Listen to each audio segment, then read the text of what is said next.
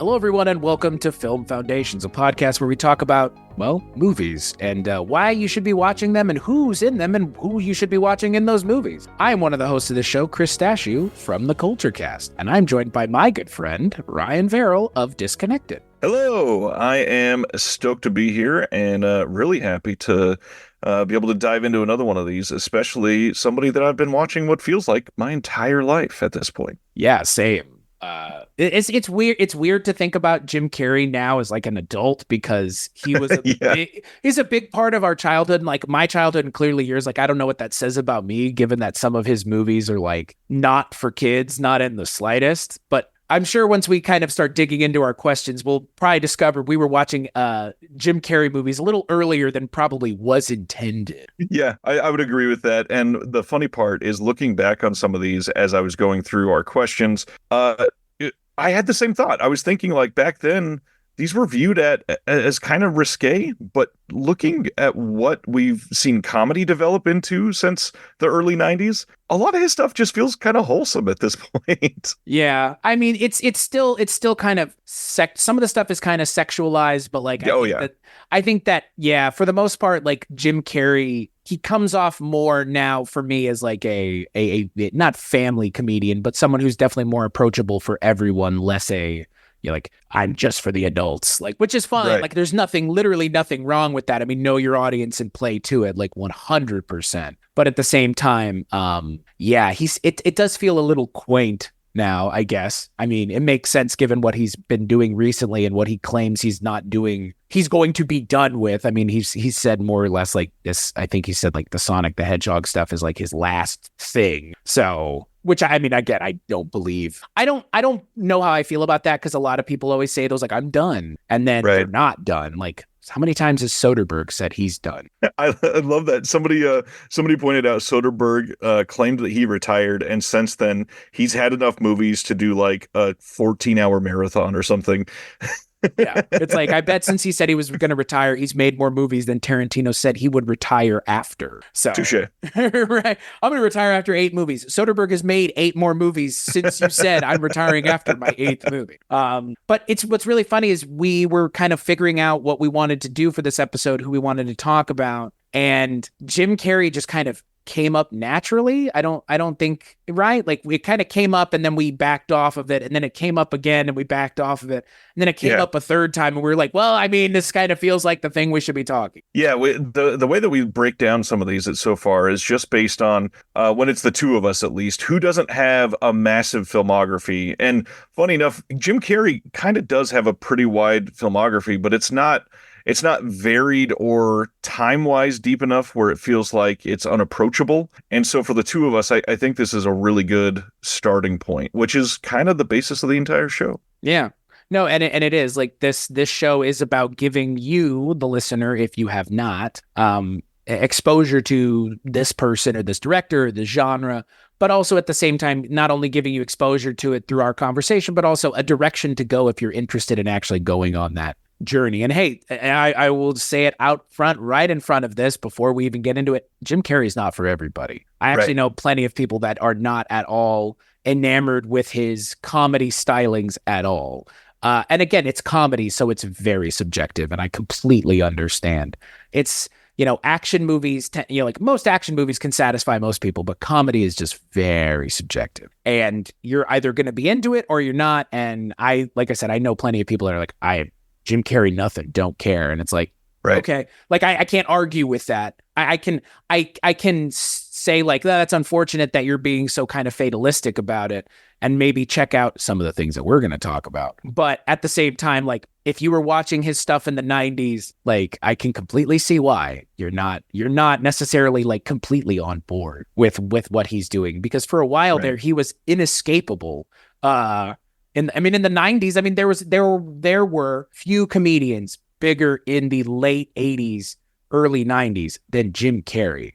Like he was the guy in the 90s. We're going to talk about this in a little bit, but it's not even few comedians. I don't think anybody else touched what he was doing for a couple years there, at least from about 94 to 96. And one of the things that you mentioned, some people that have never gotten into this might be a way to get into it. This episode in particular, I think might be a way for people to re-examine Jim Carrey, because not only can a lot of what he's done be very off-putting for certain people, but Jim Carrey in particular has evolved quite a few times and had different eras of his life that you could make an argument that they are completely different people. I mean, 94 to 96 Jim Carrey is certainly not the same as 2021 Jim Carrey in any semblance of the word.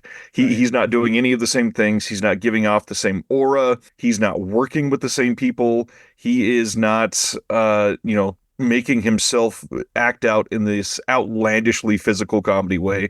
He is a very different person. So I'm eager to get into this. Perhaps we should get into some history on Jim Carrey. One of the things that is brought up the most about him is he's born in Canada. We've stolen a lot of great Canadian comedians. He was born in 1962, and the biggest thing is, he's known for comedy, over-the-top physical comedy that involves falling down, that involves overacting, mugging like crazy. The constant mugging. I mean, he was called the man with the plastic face at one point, right? Or the rubber face. Is that what it is? Yep. Like that's well earned with Jim Carrey. Very much so. And I love, one of the biggest moments for me is the gag reel specifically for Liar Liar was big for a couple of years.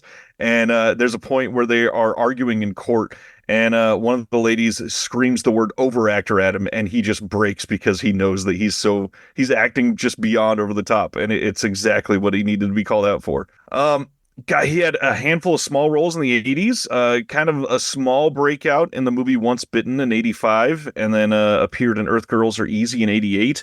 But really, what most of us first saw him as a part of was on In Living Color. He had a vice grip on America with that show. Especially Fire Marshal Bill, which I mean is still one of the great characters, and it's such a great physical performance. I mean, again, if you're not familiar with Fire Marshal Bill, it is Jim Carrey dressed up as a man who has been burned. But he's like Smokey the Bear. He's like trying to tell you why you shouldn't play with fire. But in most of the sketches, he starts dismembering himself and harming himself in the process. There's one where he's in a doctor's office where by the end of it, he's literally just a head. Everything else has been he's been blown up to the point where it's just a head on the ground talking and laughing. So that's what I think of when I think of Jim Carrey. Early on, I think of this person that is able to really be the linchpin in Living Color, right? For me at least. When I go back and to prepare for this episode, I went back and watched a lot of episodes, and he's one of the only white people on that show. Yes. It's awesome though. It's awesome. It's awesome because it feels like an acknowledgement of his abilities by people way ahead of time. And that to me is wild because he's the literal only white cast member on that show. And it's fucking crazy because he ends up standing out a lot. And he ends up upstaging a lot of people in some of the sketches because he is just so goddamn funny. Yeah, he had quite a few memorable sketches in this Fire Marshal Bill, easily the most famous one. And honestly, In Living Color needs a good reassessment as well. There's a lot of stuff that happened on that show that were well done and appraised in the time, but honestly, well ahead of time comedy-wise of what we were seeing at that period of the 90s. So, yeah, In Living Color, if you haven't watched In Living Color in a long time, get back and watch it. There are other good sketch shows besides Saturday Night Live, and it's kind of sad that Saturday Night Live looms so large over the rest of the market. Yeah, well, and I mean, what's funny is, Jim Carrey kind of recently was doing SNL as Joe Biden, of all things, which is... Okay, sure. I mean, why not? I mean, he did it for 6 episodes in 2020, which, the less we say about 2020, the year, the better. But I do remember that, but it did just make me think, man, I just wish In Living Color was still a thing.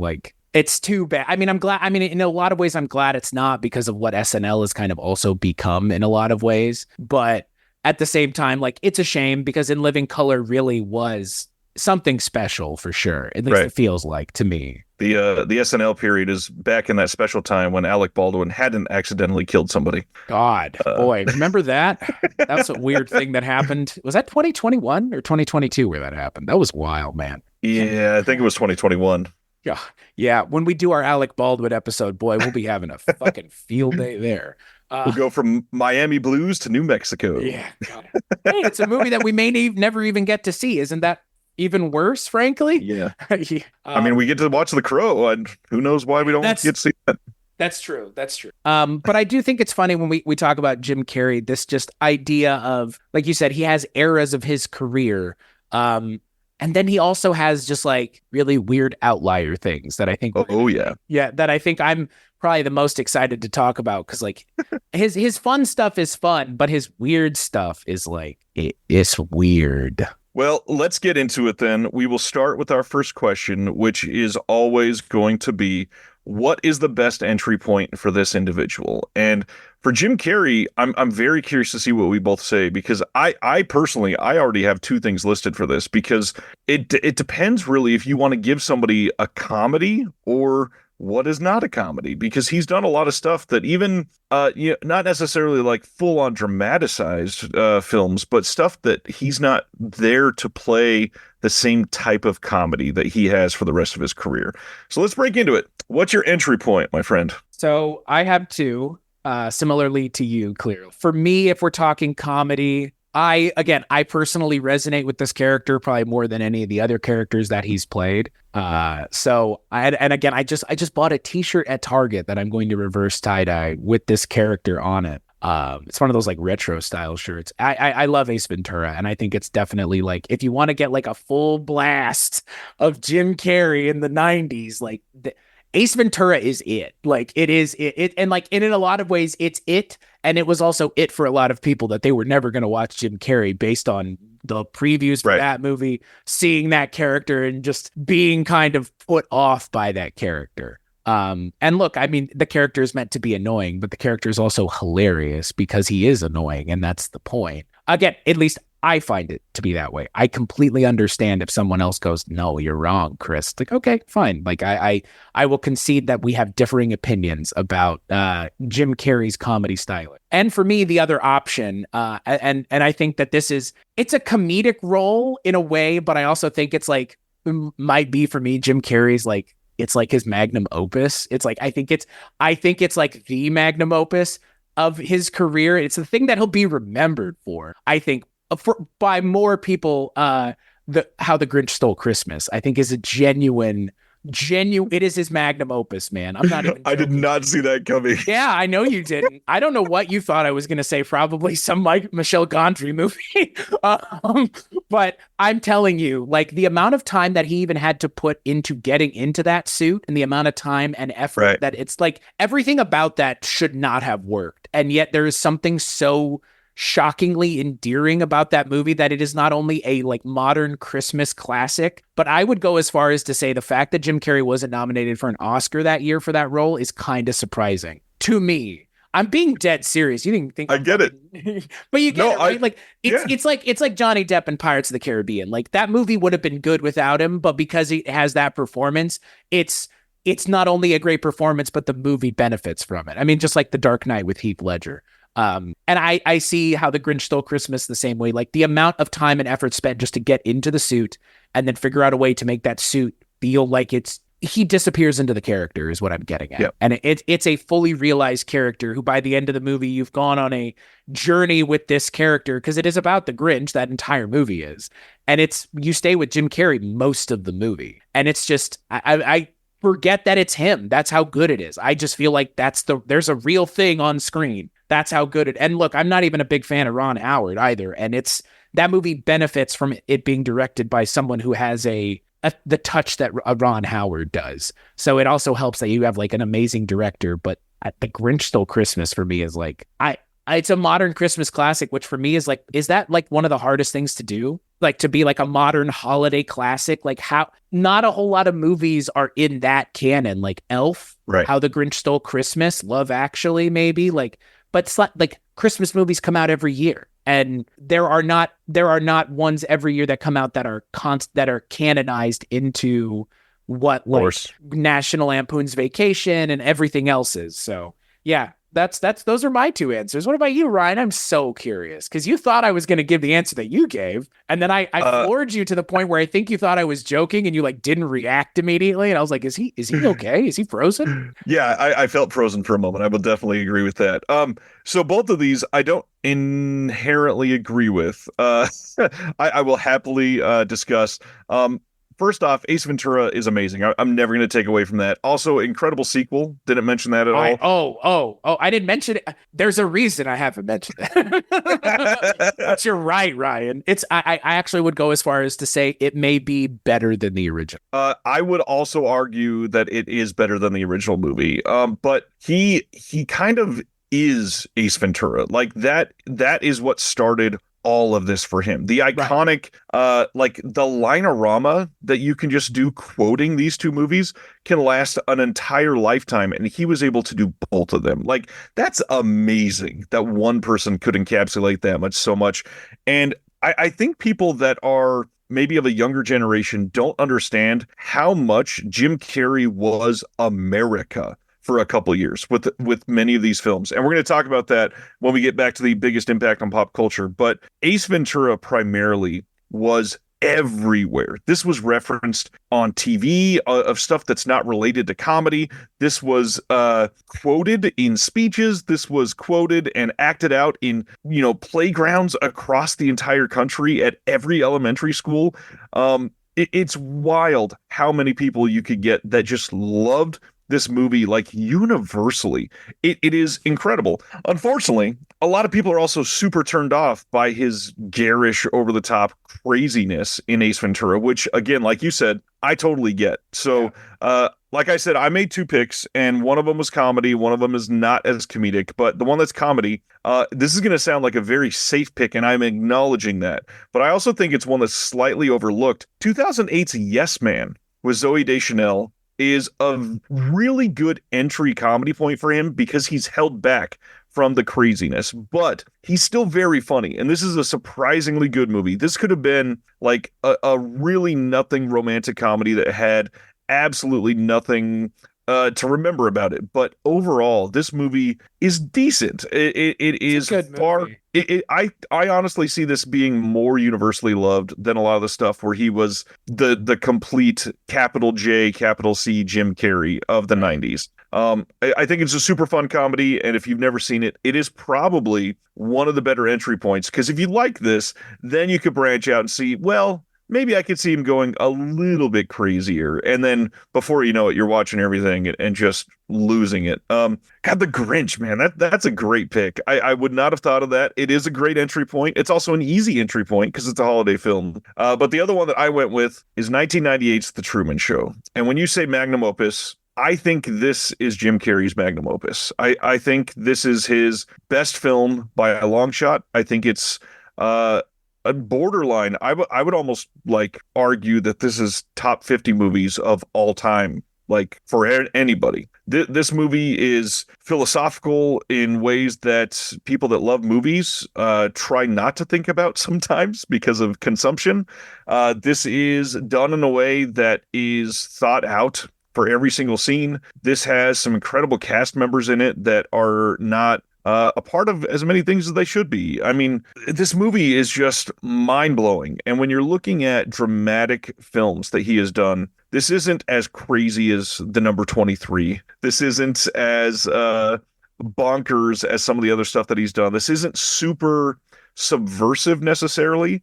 It is fairly across the board, surface level, easy to watch as a good entry point. But the cast around him is supporting him in so many ways, not only in our movie of The Truman Show, but in the in-universe show of The Truman Show. And everything is supported just perfectly across the board. We get an incredible performance from Ed Harris, which it really is not something that gets stated enough as people watch this movie back nowadays, because he's a lot of people look at it as like a small part of this movie, but it's not. He's the in the show director, and that's super important. But obviously, as you're going through this, the biggest thing is that Laura Linney is an incredible co-star for him. She's in this movie almost as much as him.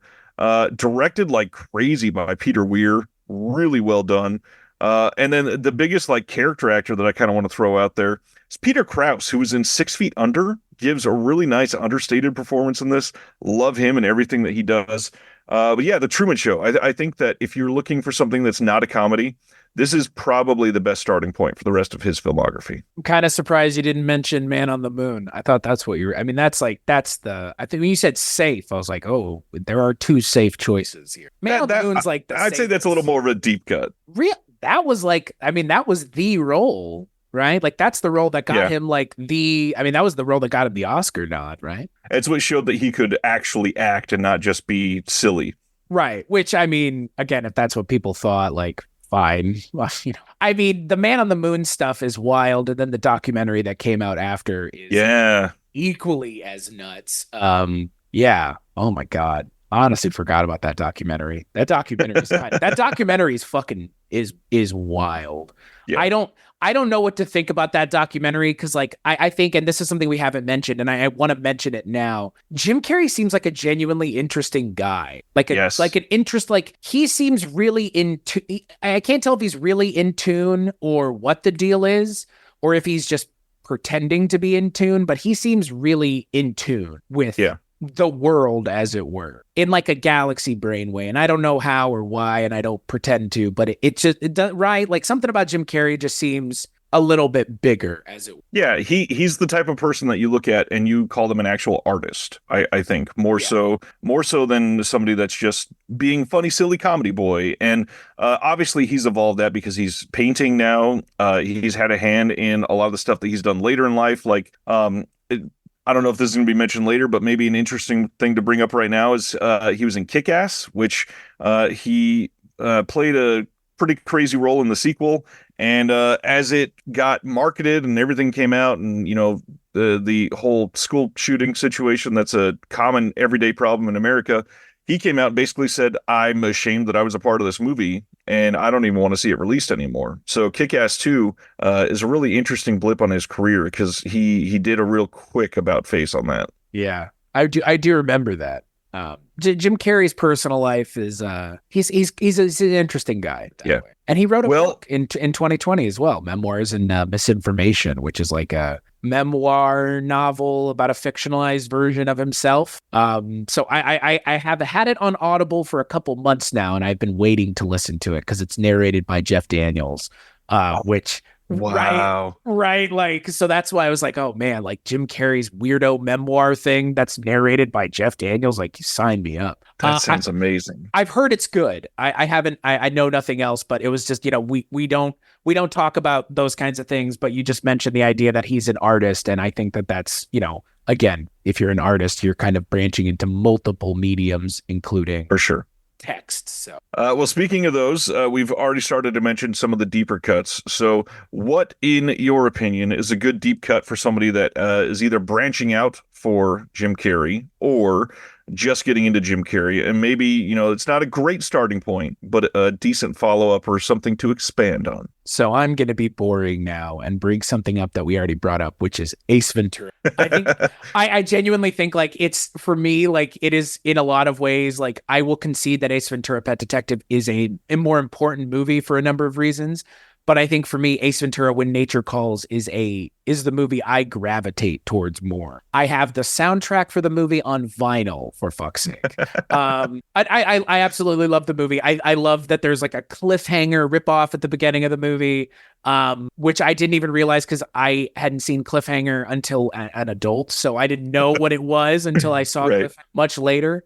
But it's much more the, like, this is the thing that they talk about in the first movie. We're finally getting to see it, where it's all about the animals and he's out in nature with the animals. And like, it totally works. Like, it totally works. I think it's a lot more of a toned down version of the character. It's a much more like kid friendly version of the character. The second movie is versus the first one. And I mean, again, I think it's still that like silly fun, but not as abrasive as the first movie, which and I also don't think that anybody is like sitting and going, "Oh, the second movie is so good." Like I think people like the second movie, but I don't hear people mentioning it the same way they mention so many other things. Yeah, and then I also then I think about like, well, what would be the like, I don't know, I had two answers for this, and I don't.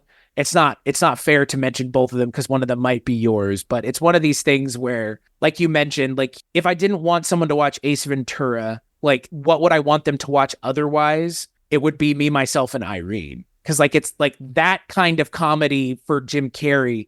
He never really did that again. Like he really only did it in like that movie, the like really fucking abrasive. And he is really abrasive in that movie. And he really never got there again in his career. Like he never went full on the way he did in that movie. And so because you kind of mentioned like what would be a thing to watch where he's different, that would be I think that's probably my better answer, even than Ace Ventura When Nature Calls, because we had kind of already mentioned it. Me, Myself, and Irene, he is a very different comedic actor in that movie. And he does two roles in that movie effectively. It's a movie that like I think about often because like it's a really fun movie, but it is also like the character that he plays in that movie is a real piece of shit. So that's my answer. I got to it, but Me, Myself, and Irene. That is a solid choice. I think Me, Myself, and Irene falls into this weird oblique bucket that is only containing Me, Myself, and Irene and The Cable Guy. I think both of those movies are really great subversive choices that really go together in his career. I didn't choose either one of those for the deep cut, but I think that they are a great choice and really show a separate side of his comedy. And when we're talking about eras, this one didn't last long, but it's a very interesting era in his career. It's one that is filled with, kind of cobbling together a couple different genres instead of just slapstick comedy. And they both work oh so well. Like Cable Guy specifically gets overlooked a lot. Me, Myself, and Irene was almost equally as quotable as some of the other big movies that he did. But it seems like people either forgot that it exists or like hate watched it and didn't seem to love it. But Cable Guy, people don't even reference it because it's so different than anything he's ever done. It's a borderline like comedy horror.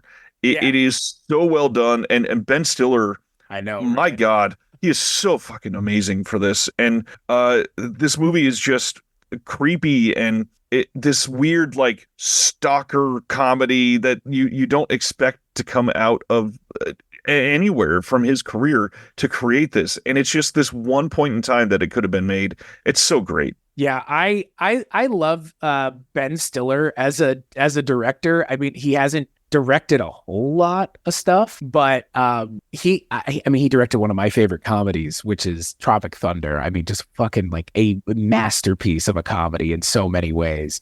But The Cable Guy is such a weird movie because I saw that movie. My parents took me to see that in the theaters and we left because it was so dark. Like, because my parents were like, what is this movie? I mean, like 2/3 of the way through it, they were like, we're leaving. So the cable guy is that your choice? It's not my choice, but it is a good choice. It's one worth mentioning. I feel like we're at the time now where like the message of that movie is more important than ever. Right. Which is the weird thing that movie also has like a message, but again, like, yeah. So kind of like the last one, I had to cheat a little bit and choose two here. And the comedy one I went with is even more underrated than The Cable Guy. I think hardly anybody saw this movie. And 2009's I Love You, Philip Morris is a so much better movie than people could ever give it credit for. Jim Carrey and Ewan McGregor starring in this movie together in a way that you couldn't have like concocted the idea for this in a lab better than it turns out.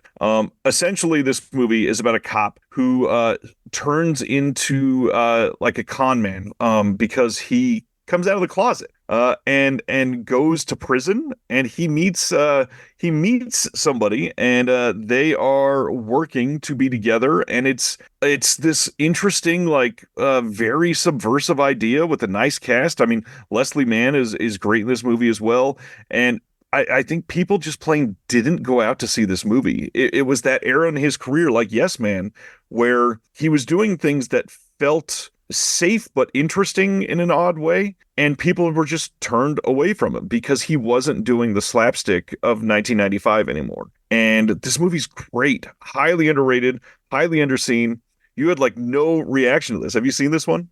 I haven't. I have not. I haven't seen it. That's the thing. Like it's one of the few things that I haven't seen. I know about it, and I know that it's good. I've heard other people kind of like mention it in passing, but yeah, I haven't heard of it. I haven't seen it. So that's why it's a blind spot for me personally. I think like you just Yeah. mentioned, like there was a time there where I just wasn't watching stuff that he was in. Yep. You know, this Horton Hears a Who, Mr. Popper's Penguins, Fun with Dick and Jane, which is also really good. yeah, like that around that time, I was like, I'm just kind of like watching other things. I'm into other comedic stuff. I'm pretty sure I saw Fun with Right. Dick. I just couldn't tell you anything other than it's Jim Carrey and Tay Leone.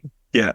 And it's a remake of a film from like what, the 60s, like Yeah. 50s or 60s. So, or I guess no, 77. So I mean, okay, like again, like I saw it, but I couldn't tell you anything about it. It's him playing like a normal human being though in that. Very much so. And it was like the tail end of, there are a couple scenes that are slapsticky, but it's very much I think Fun with Dick and Jane is the start of the period where people were not watching. It was like 2006 to 2011. People just forgot he existed. Yeah, that was all after that Lemony Snicket stuff, man. Yep. Played Count Olaf. Exactly.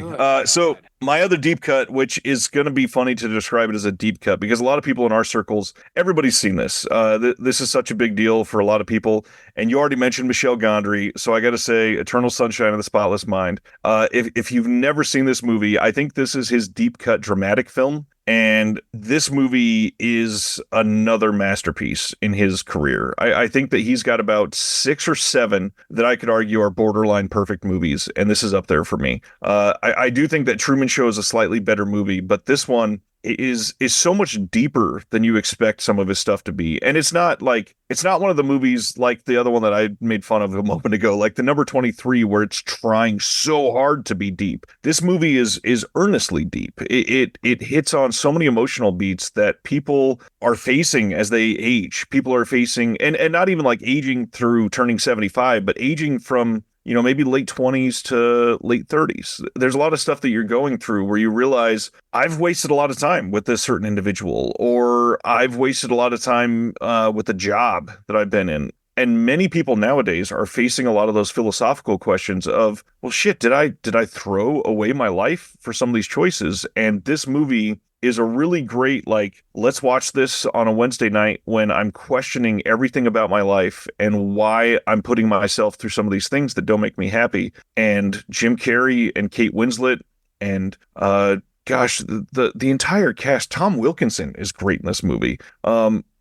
We've got these storylines that will make you cry if you are on that vulnerable edge of like, what is humanity and why am I a part of this? It is something that will make you question your every move, and it's filmed in a way to do that. I mean, the subversive nature of some of these shots are interesting and fun and always leave you questioning things. The hard part for some people is it is maybe a little too subversive. There's some of these scenes that kind of they fuck Charlie with the Kaufman. Exactly. They fuck with the continuity on purpose because of Charlie Kaufman's style, and that I understand can be a little off-putting, which is why I put it as a deep cut here. But I mean, just Kate Winslet and Jim Carrey alone bring so much charm and like emotional truth to this movie that I can't help but fall in love with it. And I didn't even mention, like, Kirsten Dunst is incredible in this.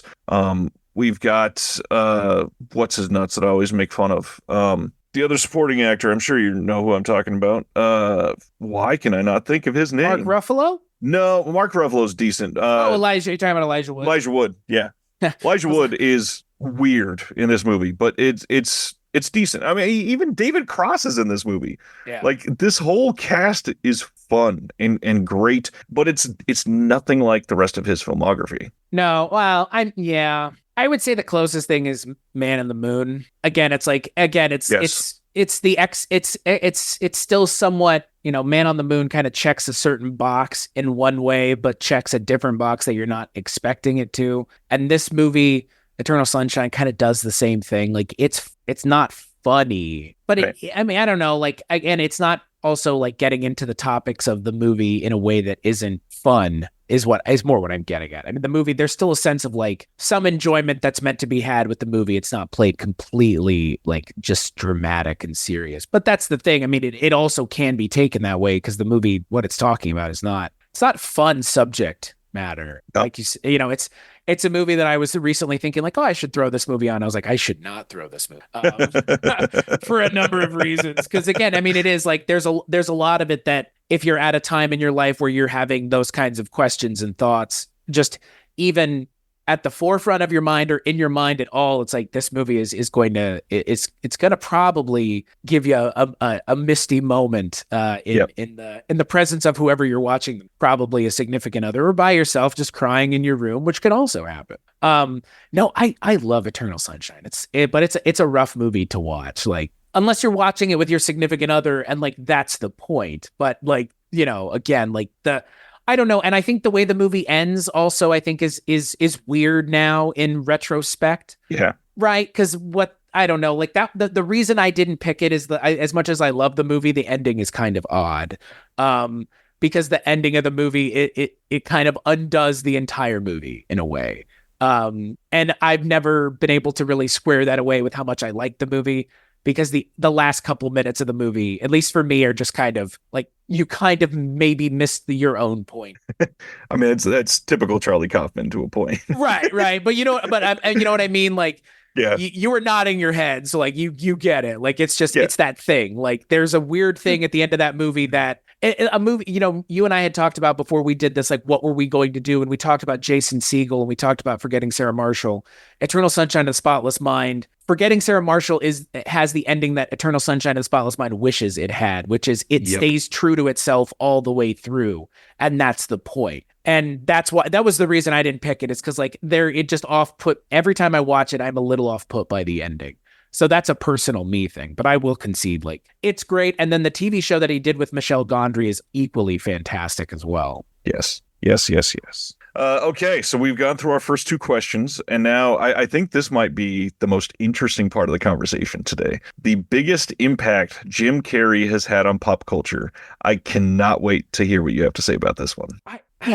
I think for me, Jim Carrey's, I think his impact on pop culture is just, I don't know, like for me and for a lot of people my age, I think he's like the comedian for a lot of us growing up. And I think that like what he did and the comedic styling that he was doing with the emoting of his face in such a way where it was all about having the camera on this guy's face constantly. Yeah. It beat his face into your mind in a way that like I mean, again, like we mentioned the mugging, I just think for me, what Jim Carrey did is he created this idea that a comedian could make $1 million as a movie star.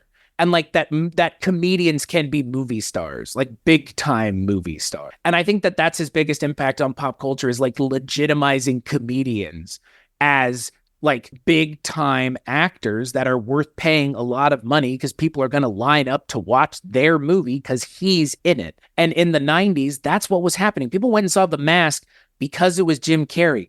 That has nothing to do with the comic book. Neither one of us have mentioned The Mask yet, because The Mask movie is fine, but The Mask as an adaptation of the comic book is awful because the comic book is gory and gross and over the top in a way that like it should be remade if somebody's looking for a fucking cheap idea that nobody's done. The Mask is a good Jim Carrey movie. It is a bad adaptation of the comic book, but they cast him in the movie because he is literally that character. He is the character of the Mask. I mean, he can play Stanley Ipkiss just fine. I mean, but the character of the Mask is what everybody wanted from Jim Carrey. It's his most unhinged role outside of the Cable Guy, which is unhinged for a different reason, like the Mask. And then you could go as far as to say the Mask was an audition for the Riddler.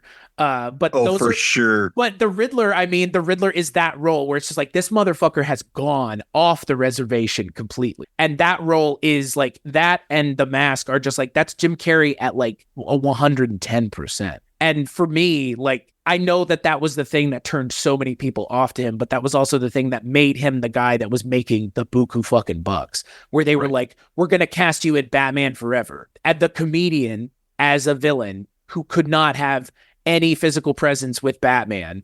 Like no way Batman is not going to just beat this guy's ass. I mean, Jim Carrey's 6'2", but he's not physically intimidating is my point. But he's Right. cast in that movie because he's Jim Carrey. And that is like all you need to know, because that was the biggest movie the year it came out. And Jim Carrey was part of the reason it was a big deal, because he was a big deal.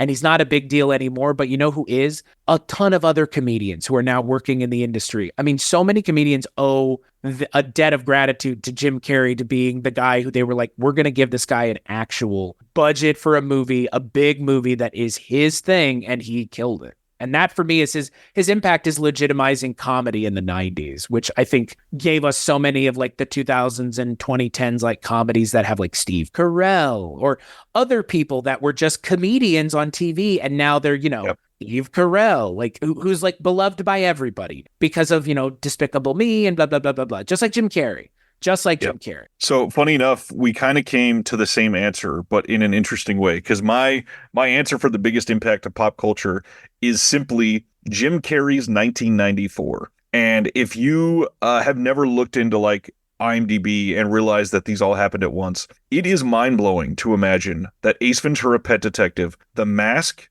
and the other one that we haven't mentioned yet, Dumb and Dumber, all three happened in the same calendar year. That seems so insane that anybody could do that in 1 year, and not only just make those movies, but have them be the number one films in that year, have them be some of the highest grossing comedies ever up to that point, have them all come out and be massive critical successes and financial successes, and have, again, all three of those movies are insanely quotable. We still, I mean, how many kids did you see come out of a bathroom and yell "smoking" in the 90s? I mean, hey, this bro, movie. my mom made me a mask costume from scratch, dude. I have pictures. I have the mask still. I have my No mom way. made the suit for me and everything. The yellow suit. Oh yeah. That's how We much may I need love the mask. There's your answer. we may need to make the cover art for the podcast that picture just for this episode. Yeah, it's the Mask for me, like growing up as a kid, like I have my doll from the Mask when I was a kid over on my shelf, the one where it's like press it on the back of the head and the eyes come out. Sweet. Yeah, man, the Mask is so fucking cool. And then I read the comic book and I was like, what is this? What It's is so much this? cooler. I know, and the comic book in hindsight, in retrospect, is much cooler than the movie. And that's the sad thing. Like, it is the sad thing is like The Mask is such a fun movie, but like, yeah, again, like I can't really get out of it. I do want to say the reason I haven't mentioned Dumb and Dumber, hot take, and this may wrangle a couple people. I'm not a huge fan of that movie. Neither am I. Okay. I like Dumb and Dumber, but I noticed neither one of us mentioned it, so maybe I should have taken the hint that you weren't the biggest fan either. I'm not a huge fan of people playing dumb on purpose, playing dumb and annoying, and it's like it doesn't make any sense. This just, come on, nobody can live life this stupid.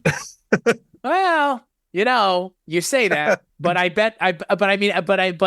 yes, but no. I think the problem is seemingly your reasoning and my reasoning might be the same, which is I just don't find that funny. Right. It's not that funny. I don't find that role funny. Like that feels like that feels lowbrow even for Jim Carrey. Exactly. When one of the top bits from your film is what's the most annoying sound in the world, like I don't want to rewatch that all the time necessarily. Yeah. Poor Mike Starr, huh?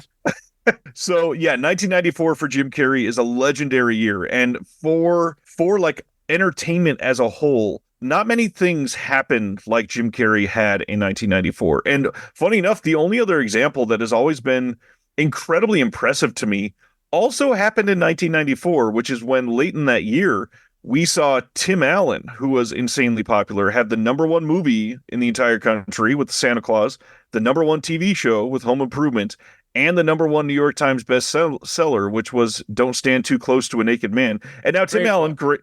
Not a great person nowadays, of course, but he had an insane year in 1994. He and Jim Carrey alone could draw literal millions. The people that they themselves had a fan base for. And funny enough, they're very similar. A lot of their stuff is slapstick, over the top.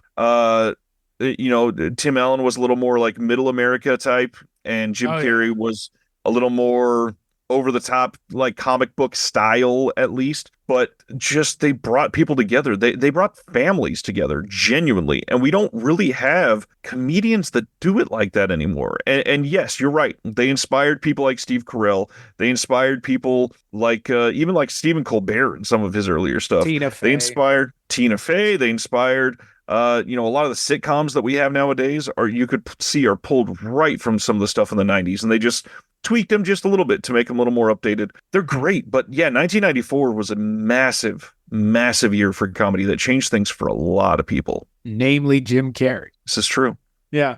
And that's the thing. It's like, yeah, we pretty much came to the same answer because it's unavoidable. Like that year for Jim Carrey is just I've said this before off air about Steven Spielberg. If you had just directed a Jaws or a Jurassic Park or a Schindler's List, you would be happy as a director. But to have directed all of those movies and then, oh, by the way, all those other things like the Indiana Jones movies and everything else Steven Spielberg has directed, it's like, yeah, and Jim Carrey's the same way. If you were just in Ace Ventura or The Mask or Dumb and Dumber, three movies that are still widely and highly regarded today as comedy classics, you'd be happy. But it's the fact that it's that guy is the lead in all three of those movies, and they all came out the same year. Like, and there you go. Like you said, like you can ride that wave the rest of your career, frankly. And I'm not saying Jim Carrey hasn't done anything of value since. He's done plenty of things. We've already talked about it. But Right. if you do just that, holy shit, do you really have to do anything else? Like, again, like, those three movies are a pretty good read on his abilities in all three directions. And to think that those are three of his first films. This is not something where somebody was established as a star before they did this necessarily. I mean, when Ace Ventura: Pet Detective came out, his biggest movies were Earth Girls Are Easy and Once Bitten, like I mentioned earlier. Those are nothing. This was a Earth Girls Are massive. Easy is pretty great, though. Yes, but he wasn't even the lead in that movie. But That's fair. what I'm saying, it's a huge risk to put these massive tentpole comedies around somebody that their only thing at the time was In Living Color. Like that's a big deal. Like obviously he was a huge part of In Living Color, but this was a big risk from the studios that people don't talk about like that. Yeah, no, it was not like we take it for granted now, but in the 90s, it was not a thing that they were doing, but then they did because of Jim Carrey. Exactly. I'm glad neither one of us have mentioned Batman Forever in much more than passing. It's not that I dislike that movie, but that movie's a mess. It's a fun mess, but it is a mess, given where we are with the Batman character now. Also, I mean, and now that we finally had someone do a Riddler character, I think properly, not the Adam West Batman with Val Kilmer in it. Yeah. So that brings us to our final question, which is, who is similar to Jim Carrey that if somebody were big fans of these individuals, they may like Jim Carrey. And this one for me, I tried to kind of bridge the gap with a couple generations. I feel like we have one that is slightly pre-Jim Carrey that trickled into post-Jim Carrey, and one that is primarily post-Jim Carrey. And I think the only two that are really similar to Jim Carrey's style that isn't, like Charlie Chaplin, which you could argue a lot of the same Chaplin stuff is kind of similar to what Jim Carrey does and emotions and everything. I'd have to throw out there Robin Williams and Will Ferrell. They both have done some things that are, especially Will Ferrell, on the more risque comedy side. They've both done a lot of family comedy. They have both done things that are, very wide reaching and sort of universally loved, especially Robin Williams. But they both sort of fall flat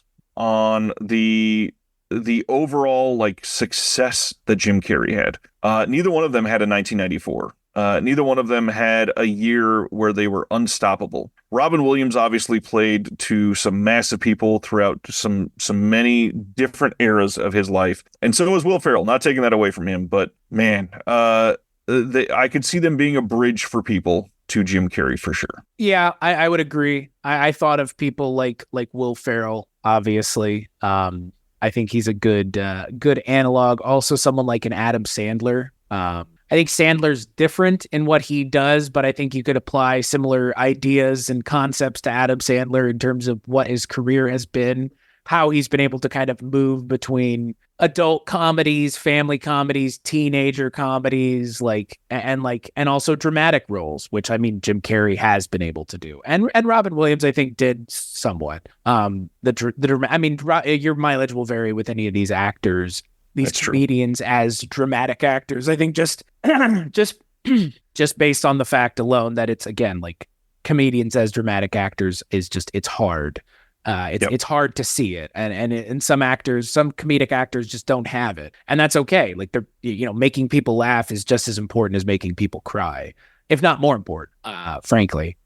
So I don't know. I would say like Will Ferrell, Adam Sandler. I mean, you mentioned Robin Williams already. I think those are good analogs. Someone like Ben Stiller kind of like took himself out of the running. I think because like he just decided one day I'm just not going to do this anymore is what it feels like, and he hasn't done anything in a while, which is a shame because I'm probably a bigger fan of Ben Stiller than I am of any of these other people we've mentioned because Ben Stiller has as like for me as an adult he has just as many like big roles that are like that I don't know have made a real big impact on me like right.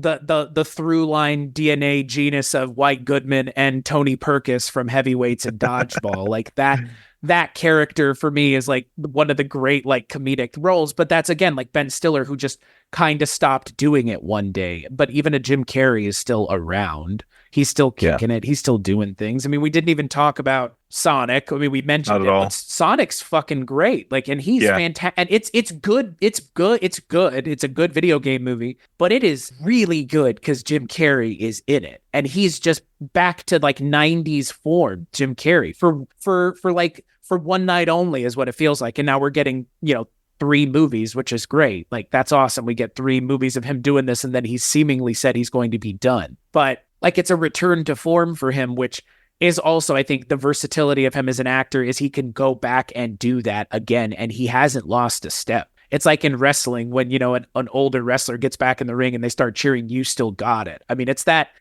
like he still has it as that actor from the 90s, and Sonic the Hedgehog is like prime example because that character that he plays of Robotnik could have just been a throwaway role for somebody like a Josh Gad, but instead it's like Jim Carrey elevates it and makes it something that's like you're watching these movies because he really kills it in a kid's video game movie of all things. In one that was like almost destined to fail. Right. Right. Sonic redo gate 2021 or whenever the hell that movie came out. Yeah. Man. So glad they fixed that. Yeah.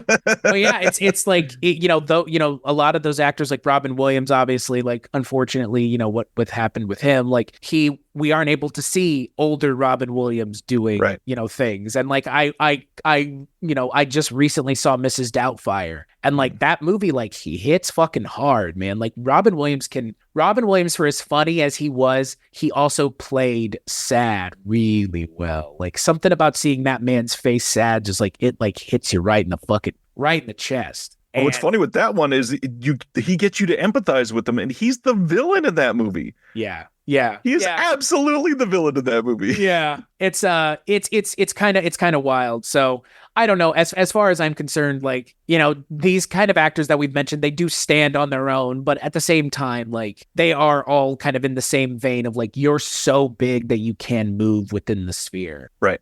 I mean, and I would also say another actor that we haven't mentioned, but I think there's a universe where he is more this than he is what he's doing now, like a Ryan Reynolds. Like he was almost there. You know what I mean? Yeah. It wasn't like the face stuff, but it was like the whatever his thing is that he always does is him, and it's always him. And like same with a Will Ferrell and a Steve Carell and a Jim Carrey. Like, yeah, it's still kind of always just them. And like Ryan Reynolds, he went a different route and kind of became like an action star, which is kind of weird. But like there's a universe where Ryan Reynolds is just like the comedic guy who was in Just Friends and Waiting and all those funny movies where he was just being funny and he was known as the funny guy. And then one day they were like, fuck, this guy's going to be Deadpool. Okay. And then it completely changed your perception of him as an actor. I'd say. What sucks is his dramatic turns are pretty decent too. And even when they were meant to be comedic, like hardly anybody's seen The Voices. That movie is incredible. It's fun, man. That movie is so fun. good. Yeah, I know. I was kind of wondering if that's what you were going to mention. That's a fun movie, and yeah, I don't know if anybody has seen it. Frankly. Like, Nope. it Just the came out. 14 of us. Yeah, yeah, it came out and nobody said anything. And now like Ryan Reynolds is bigger than he's ever been, like on TV shows and all kinds of shit. And it's like an owner of a football team. Like Jesus Christ. I mean, again, I think it's because he pivoted, which, you know, to his credit, like he's a comedic actor that pivoted the way I don't think most comedic actors ever have. And Jim Carrey kind of did too. I mean, he was able to be in a Batman movie. So, you know, I mean, maybe Ryan Reynolds is kind of an apt comparison because he went from being a comedic actor to being a superhero who's now Right. going to be part of the MCU. Ha ha, people. I guess we are going to bring it up in every episode. And I have to. If it's low hanging fruit, it's low hanging fruit. Well, I mean, this has been an incredible discussion with somebody like Jim Carrey. There's so many ways that we could have taken this. I mean, there are lots of things that we have not even really begun to touch the surface of what is even fully important for him.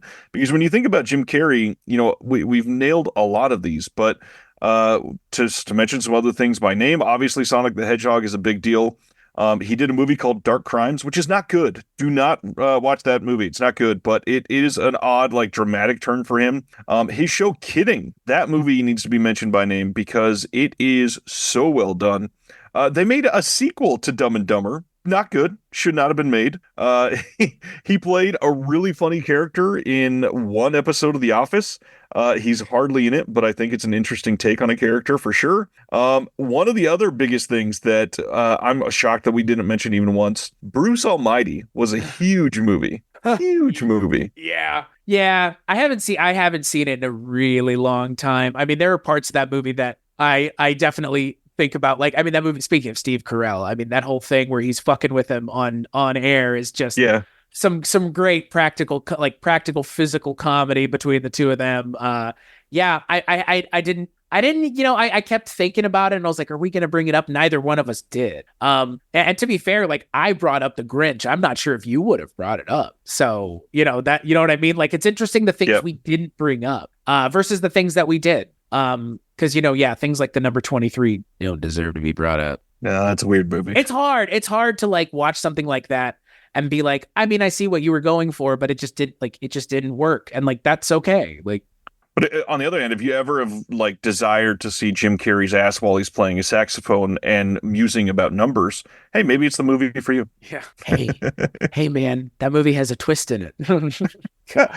I forgot. Okay, it's a masterpiece. Yeah.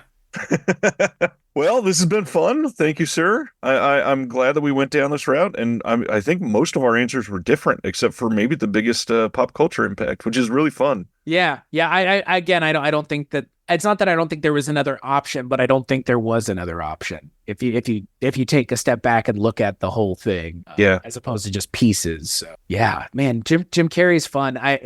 There are a lot of other people that we mentioned in this conversation who we could have conversations that I would be very interested to see what our answers for those things would be if there's any crossover from this. Because like so many of the people that we talked about, it's like, ooh, I would like to do an episode on if somebody wanted to or if we wanted to. But like there are a lot of things that like we mentioned the Jim Carrey stuff, but we, again, like you said, we didn't even go the full the full route because we didn't have to, because the things that we mentioned are important enough that like, you know, about people still they hit hard there. You can still buy merchandise for this thing at Target in 2023. That's my point.